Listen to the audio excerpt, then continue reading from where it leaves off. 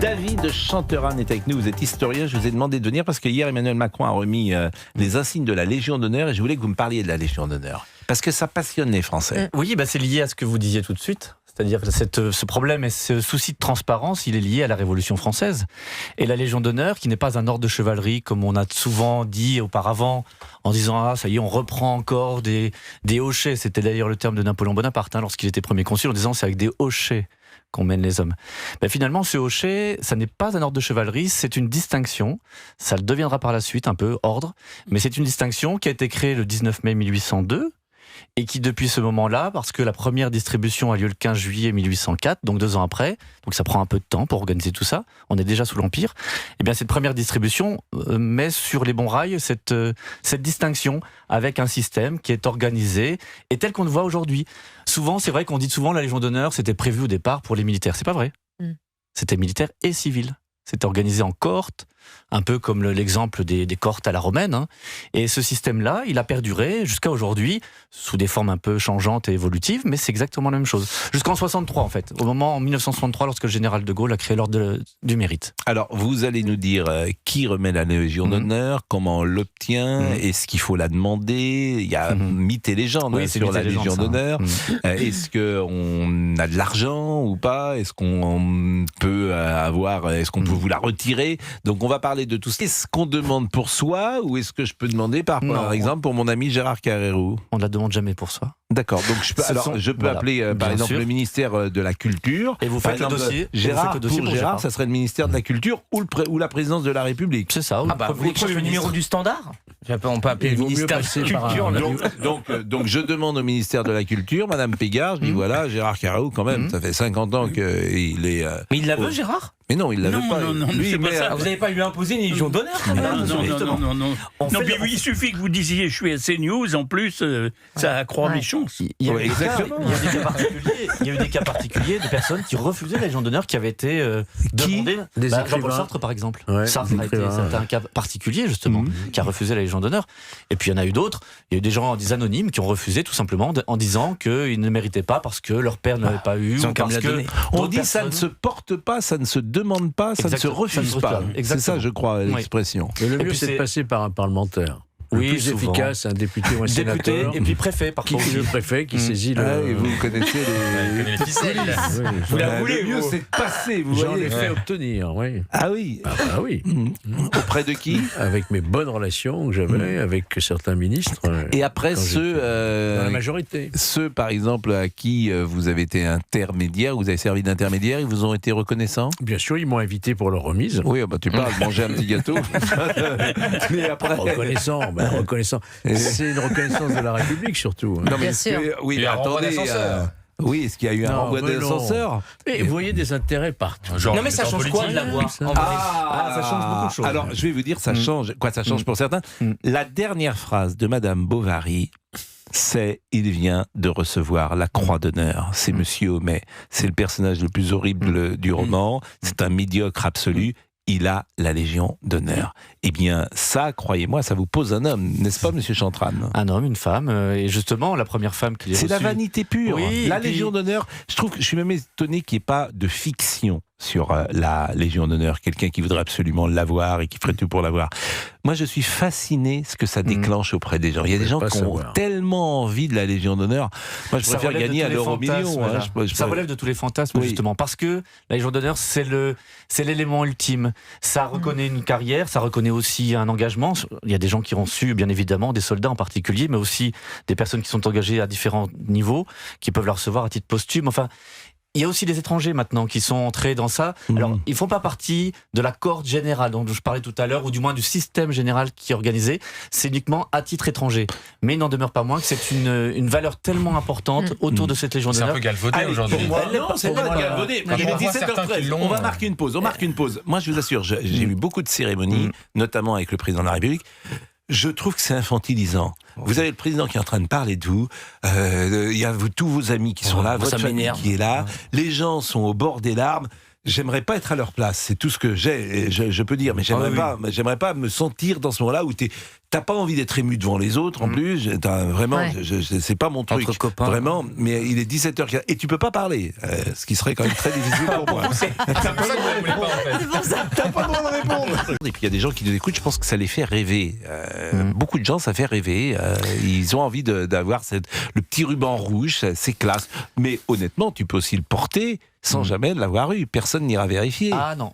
Alors, quand tu es un anonyme, moi si je le porte, effectivement... un port d'une distinction, tout de suite s'est révélé, et il y a eu des cas notamment, il y a eu des procès qui ont été faits, intentés, ou de fausses décorations, de choses comme ça a été fait.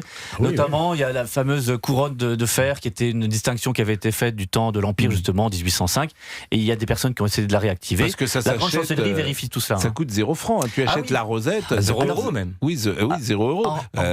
Et alors tu la portes sur ton petit veston, et puis tu vas chez les gens, parfois. La tradition... Mais tu peux pas t'en procurer comme ça. La tradition... Si tu veux impressionner... On peut l'acheter. Tu veux impressionner quelqu'un, par exemple, dans un deal d'affaires. Une femme, je suis pas sûr qu'avec la Légion d'honneur tu l'impressionnes, mais par exemple ton banquier, tu veux un prêt. Tu te mets une petite rosette le matin, tu dis bonjour, monsieur le banquier. Une rosette. Toujours... Ah, on dit une rosette. Oui, une rosette. Une petite rosette. C'est pas le saucisson. Non, mais justement, il faut se rappeler. Il faut se rappeler d'Audiard. Hein. Il faut se rappeler d'Audiard, qui dans un sergent d'hiver fait dire cette fameuse phrase. C'est comme un gigot sans ail et un escroc sans rosette. Bon. Donc, vous avez pas fini votre histoire? On parlait de rosette. Mais oui, mais c'est ça. Ben non, mais ça impressionne. Bon, ça impressionne. Les avantages, quel avantage ça? Les avantages, ils ne sont pas directement pour la personne. Il n'y a pas de pension particulière, sauf exception. Non, 20 € par an, je crois. Oui, mais voilà, c'est pas une grande somme, et il n'y a pas de pensionnés qui vivent avec ça. En revanche, c'est pour tous vos descendants. Par exemple, vos filles peuvent bénéficier des maisons d'éducation qui ont été créées en 1805 et qui continuent d'exister. Ah, ça, c'est bien. À la fois les loges, qui donc, c'est un enseignement public d'ailleurs, hein, d'élite. Alors les loges à Saint-Germain-en-Laye, et puis bien évidemment ensuite, c'est l'école des loges. Les loges à Saint-Germain. Je crois que c'était à Saint-Denis, moi, l'école de la Légion d'honneur.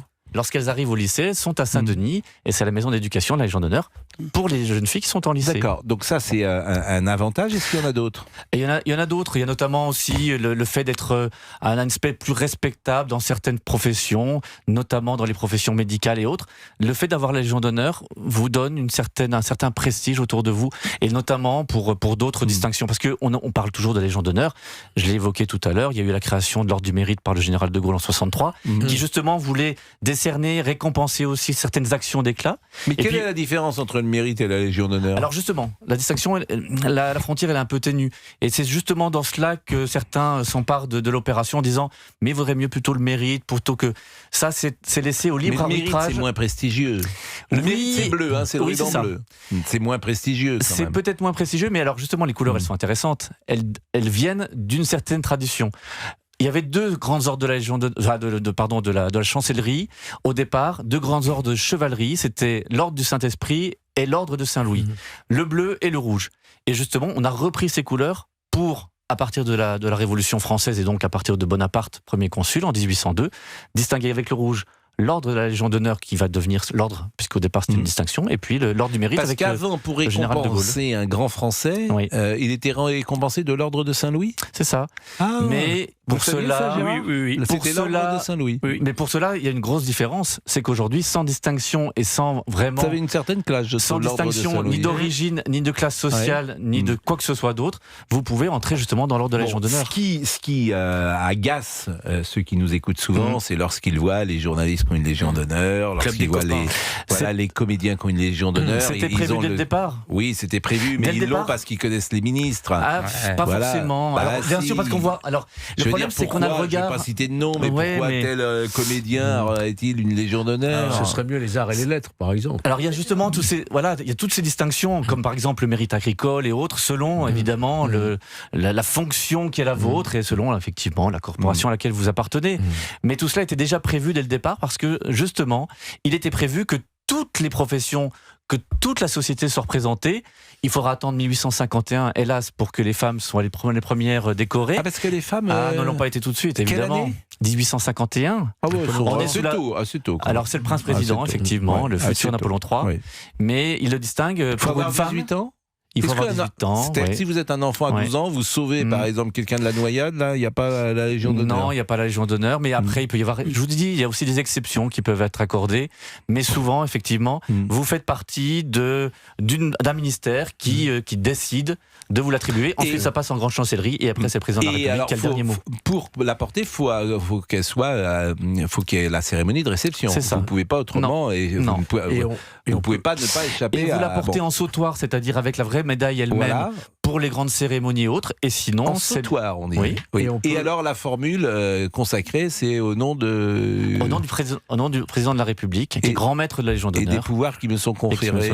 Et donc, il faut avoir... vous fais chevalier de la Légion d'honneur. Mais alors, qui choisit c'est vous qui choisissez qui vous la remettra? Alors, vous pouvez le faire, mais il faut que la personne ait le même grade ou un grade supérieur au vôtre pour qu'il puisse vous la décerner.